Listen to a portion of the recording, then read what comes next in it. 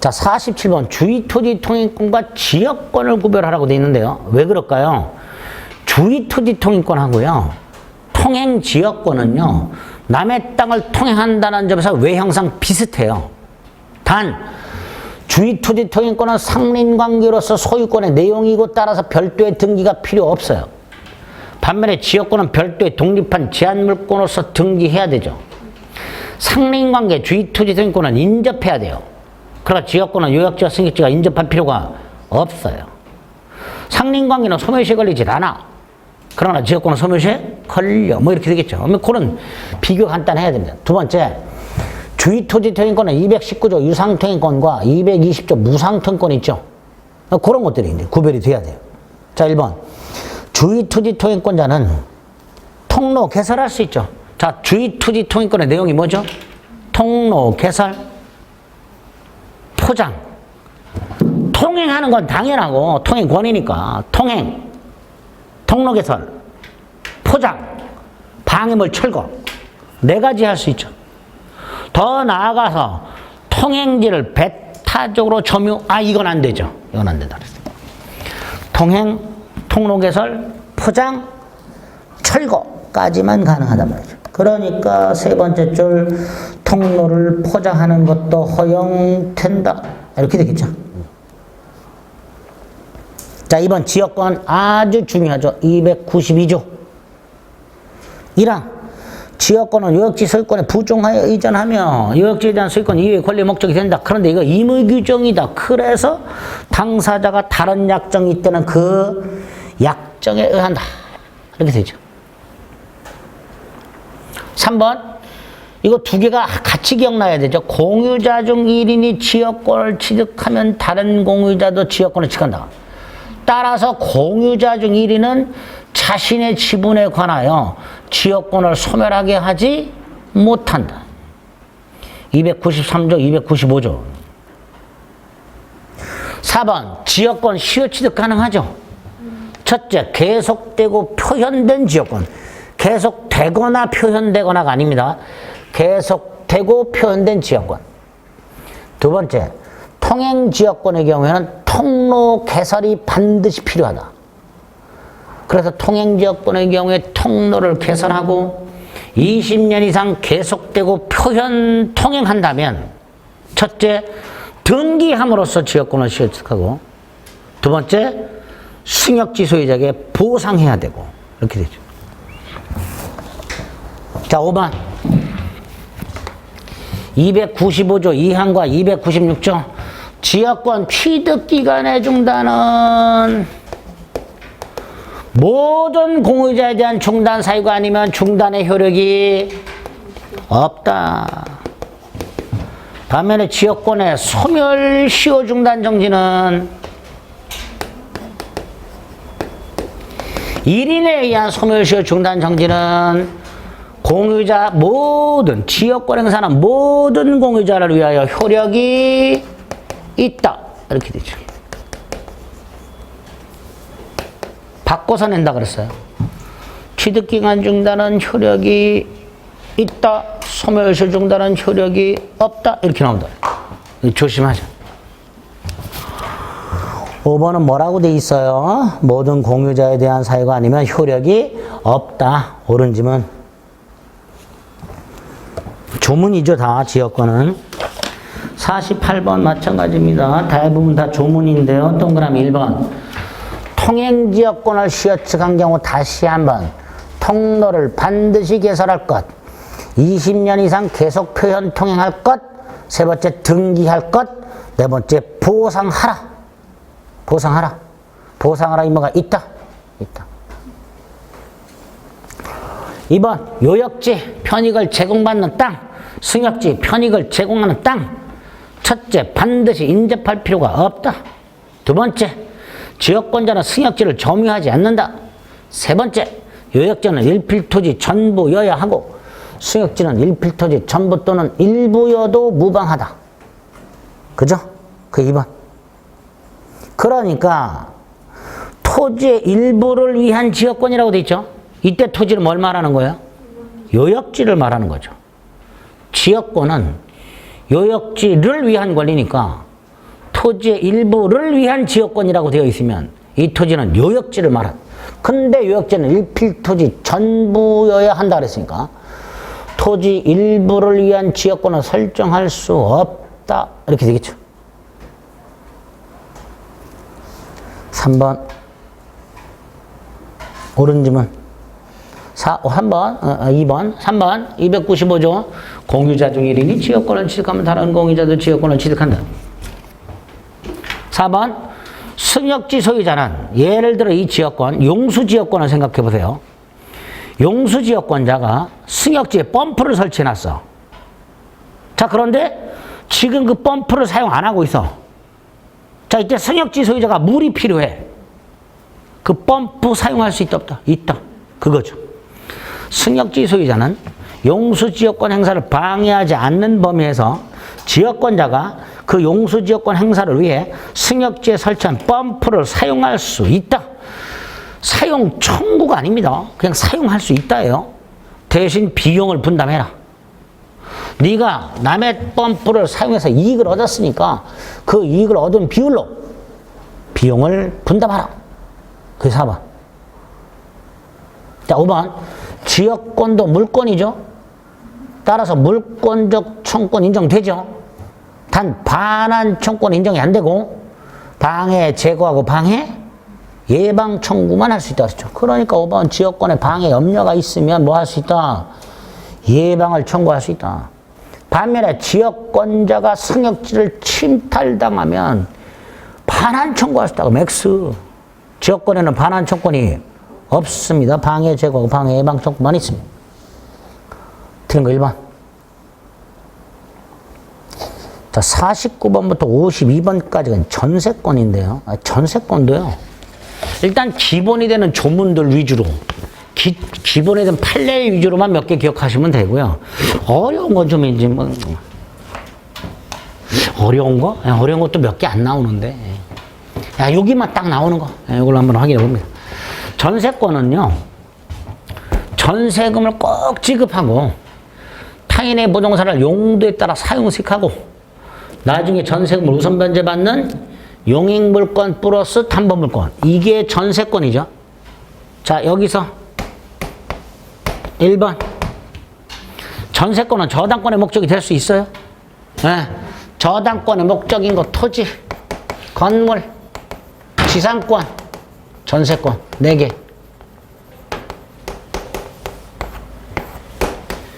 저당권의 목적 4개. 토지, 건물, 지상권, 전세권.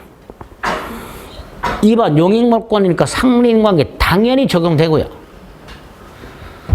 3번 틀렸죠. 뭐가 틀렸어요? 필요비 지워야죠. 전세권자는 유익비 상환은 청구할 수 있으나 뭐는 청구를 못한다? 필요비 청구 못한다. 309조에요. 전세권자가 현상유지 수선 의무가 있다 이렇게 돼 있어요. 다시 말해서 필요비는 전세권자가 부담해라 이런 뜻이에요. 그러니까 전세권자는 필요비 상환권이 없습니다. 4번 312조 전세권의 존속기간 10년 넘지 못한다. 넘으면 단축한다. 단 건물 전세권만은 건물 1년 미만으로 정했을 때 1년으로 본다. 그죠? 또 전세권의 존속기간을 약정하지 않으면 각 당사자는 언제든지 전세권 소멸을 통고할 수 있고 6달의 경고함으로써 전세권을 소멸한다. 이렇게 존속기간과 관련된 조문 꼭 암기해 주셔야 됩니다. 자, 5번 전세금 반드시 지급하되 현실적으로 수수할 필요는 없고 기존 채권으로 전세금 지급에 가름할 수 있다. 아주 잘 나오죠. 이거 별거 아닌데도. 자, 50번에 1번도 마찬가지죠. 자, 전세권이 성립하려면요. 전세권 설정 계약과 전세권 등기와 전세금 지급이 있으면 되죠. 그죠? 더 나아가서 목적물을 전세권자에게 인도하는 건 요건이 아니라 그랬죠. 인도는 요건이 아니다. 따라서 전세권 설정자가 전세권자에게 목적 부동산을 인도하지 않았다 하더라도 전세권의 효력을 부인할 수는 없다. 2번 나왔네요. 309조. 전세권자는 현상유지 수선 의무가 있죠. 이 뻑하면 전세권 설정자는 이렇게 바꿔서 내죠. 큰일 납니다. 그러면 전세권자는 잊지 말자. 자, 3번. 요거 목적물 멸시해서 딱 요거만 기억 좀 해달라 그랬죠. 전세권의 목적물이 그 일부가 목적물 일부가 불가항력 멸실, 불가항력 멸실, 뭐 지진 등으로, 또 하나는 전세권자 잘못으로 멸실.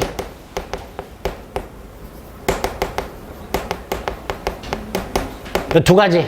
자, 요때 그 멸실된 부분만큼, 멸실 부분만큼의 전세권 일부 소멸의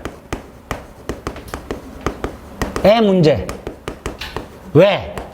우리 물권이라는 것은요, 목적물이 멸실되면 소멸한다 그랬잖아요. 그러니까 전세권의 경우에 이렇게 목적물의 일부가 멸실되었을 때 전세권도 일부 소멸하는가에 문제가 생겨요. 자, 여기서 불가항력적 일부 멸실의 경우는 일부 소멸해요.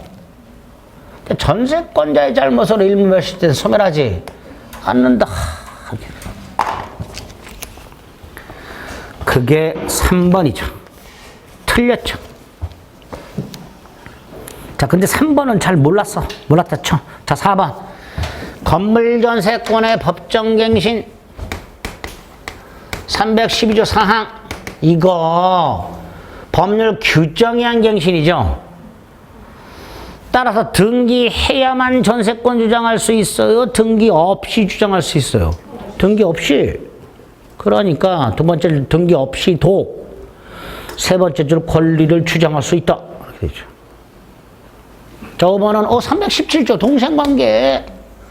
전세권이 소멸했을 때 설정자의 전세금 반환과 전세권자의 목적물 반환 및 말소 서류 거부가 동생관계니까 설정자는 서류 줄 때까지 전세금 반환을 거절할 수 있다.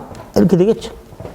그래서 이것도 1, 2, 4, 5가 다 명확하게 옳으니까 3번 뻑 찍자 말이죠.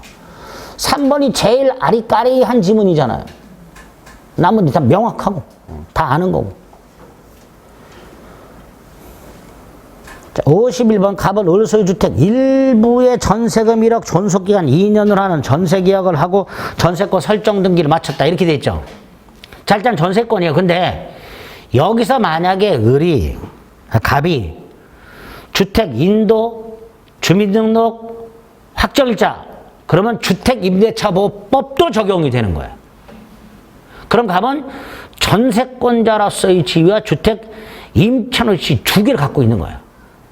근데 지금 문제는 뭐 인도, 뭐 주민등록 이런 말 없죠? 그럼 딱 그냥 건물 전세권으로만 보는 거. 건물 전세권. 동그라미 1번. 갑은 전세금 반환 채권만 팔아먹을 수 있다 없다? 전세금 반환 채권만 팔아먹을 수 있다 없다? 원칙 안 된다. 근데 예외 중에 하나. 존속기간 중 조건부양도 할 수 있다. 키워드 존속기간 중 조건부양도 할 수 있다. 첫 번째 줄 존속 중이라고 돼 있죠. 세 번째 줄 조건부양도라고 돼 있지. 할 수 있다. 확정적 양도 X, 조건부양도 O 이렇게 돼. 존속 중. 존속 중. 자, 2번. 을이 전세금 반환을 지체해. 그러면 갑은 전부 경매할 수 있다 없다? 없다. 일부 전세권자. 전부를 경매할 수는 없다. 전부 경매 대가에서 우선 변제를 받을 수는 있다. 그러나 전부를 경매할 수는 없다. 자, 3번. 경매 절차에서 매각됐다 갑은 전부에 대해서 우선 변제 받을 수 있다. 그러니까 2번, 3번에 바뀌어야 되는 거죠. 2번은 전부 경매할 수 없다. 그러나 3번 우선 변제를 받을 수는 있다. 일부 전세권. 4번 갑의 채권자 병이 갑의 전세권의 저당권을 갖고 있더라. 자, 전세권 갑, 저당권 병. 나중에 전세권이 소멸하면요, 이 저당권자는 더 이상 전세권에는 저당권을 행사할 수 없고요. 전세가 반한 채권에 물상대위할 수 있다고 그랬죠. 물상대위. 그래서 병은 전세권 자체에 대해서는 저당권을 실행할 수가 없고 전세권의 가치 변형물로 볼 수 있는 전세금 반환 채권에 대해서 물상 대위할 수 있다. 이렇게 되겠죠. 4번 틀렸죠. 자, 5번 갑의 전세권이 존속하는 동안에 을이 주택을 정에게 팔았어요. 자, 이것도 아주 잘 나오죠. 전세권이 설정된 목적물 소유자가 바뀌면 신소유자가 설정자 지위를 그대로 승계함으로써 전 소유자의 전세금 반환이면은 면한다. 그죠? 전세권은 물권이기 때문에 그렇다 그랬습니다. 자, 5번이 옳은 지문. 자, 52번에 1번. 전세권을 목적으로 한 저당권이 설정되었을 때 전세권 설정자가 전세권자에 대하여 채권을 가지고 있고 그 채권이 변제기야라고 되어 있습니다. 자, 그러면 자 보세요. 이 전세금은요,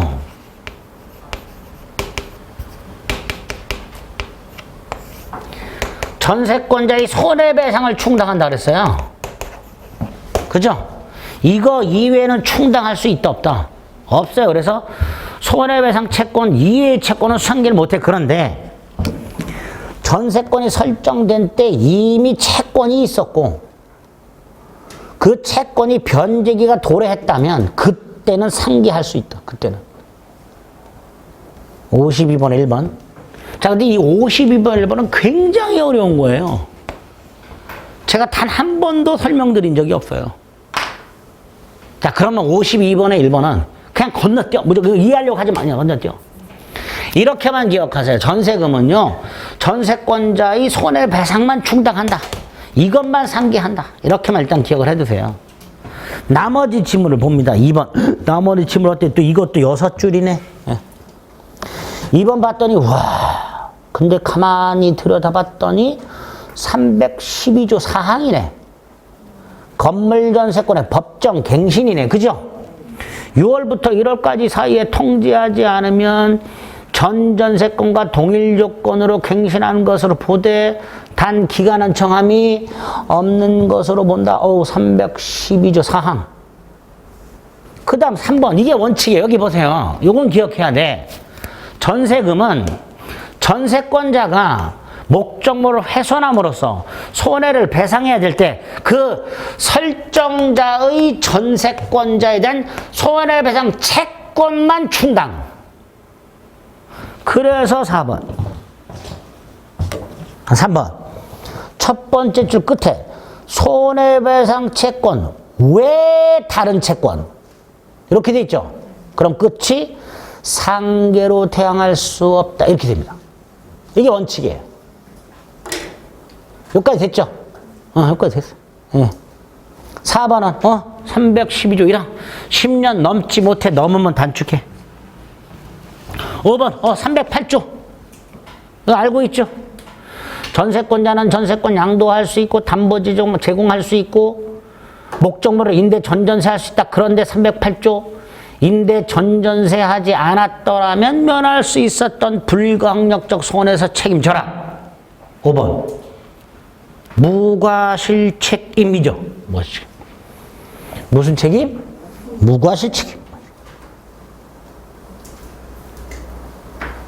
그러니까 그 책임을 부담한다. 그죠? 결국 1, 2, 3, 4, 5번이 옳은 지문이니까 눈은 딱 감고 1번 찍는 거죠. 1번은 전혀 옳으니까. 자, 그러면 여기 보세요. 1번. 다시 한번요. 전세금은요.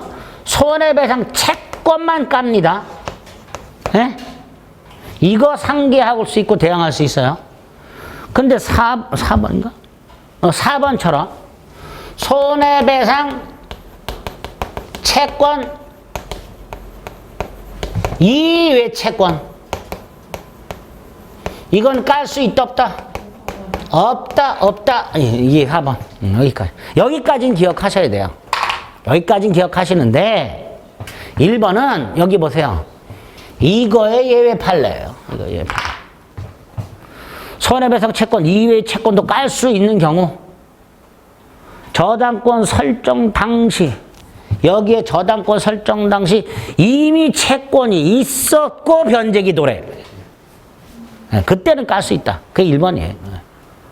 근데 1번은 몰라도 돼요. 4번은 기억해요. 4번. 아시겠죠? 그래서 틀린 거 1번. 그래서 2, 3, 4, 5만 좀 명확하게 기억하자. 전세권은 대부분의 지문들이 그렇게 어렵진 않아요. 조문 위주로 나와요. 그런데 이 전세금 총당관에 요 판례, 요게 조금 어려워요. 요게. 그것만 좀 조심해 주시면 되겠습니다.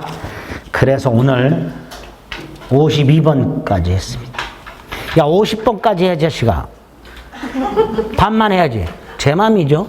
뒤에 가면요, 유죄가 있어요. 그래서 뒤에 것도 한 쉬운 2문제 정도 됩니다.